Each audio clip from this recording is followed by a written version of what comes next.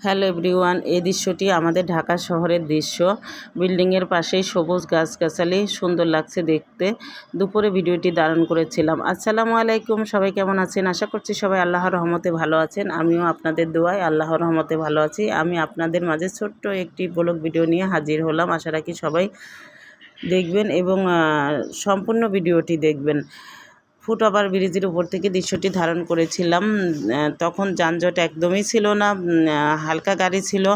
আমরা যারা foot over bridge ব্যবহার করি না তাদের উদ্দেশ্যে বলবো, আপনারা সবাই ফুটওভার ব্রিজ ব্যবহার করবেন। সময়ের চাইতে জীবনের মূল্য অনেক বেশি, কেননা আপনি ভাবছেন যে আপনার সময় নেই, কিন্তু ওই অসাবধানতা অবলম্বনের কারণে আপনার জীবনে একটা বড় ধরনের দুর্ঘটনা ঘটে যেতে পারে। একটি দুর্ঘটনা সারা জীবনের কান্না। প্রতিনিয়তই আমাদের সড়ক দুর্ঘটনায় তাজা প্রাণ ঝরে যাচ্ছে। তাই আমি বলবো, আপনারা কষ্ট হলে ফুটওভার ব্রিজ ব্যবহার করবেন, কারণ আমারও কষ্ট হয়, তারপরেও আমি ফুটওভার ব্রিজ ব্যবহার করি।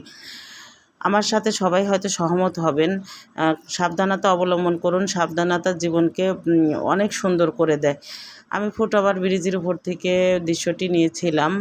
সুন্দর গাছগাছালি, অল্প অল্প গাড়ি যাচ্ছে, দুপুরবেলার ভিউ। দেখুন কত সুন্দর দেখা যাচ্ছে। আমার সাথে আপনারা সবাই একমত হবেন আমার কথার সাথে, যে আমরা সবাই ফুটওভার ব্রিজ ব্যবহার করব। যারা আমার ভিডিওটা দেখছেন দেশ বিদেশ থেকে, আমার ভিডিওটি পারলে শেয়ার করে দিবেন, সুন্দর গঠনমূলক কমেন্ট করবেন, আমার পাশেই থাকবেন, এটাই আমি আশা করি। আমি ভিউগুলো নিচ্ছিলাম আর দেখছিলাম যে আল্লাহ পাকের সৃষ্টি কতই সুন্দর। সুন্দর গাছগাছালি, আবার মানুষ তার মেধাশক্তি দিয়ে সুন্দর সুন্দর বিল্ডিং বানিয়েছে। কত সুন্দর লাগছে। ঢাকা শহর আসলেই একটা যানজট শহর হলেও কিছু কিছু এলাকা খুবই সুন্দর লাগে। যেমন আমি ধানমন্ডিতে থাকি, ধানমন্ডি এলাকাটা মোটামুটি আমার কাছে খুবই ভালো লাগে।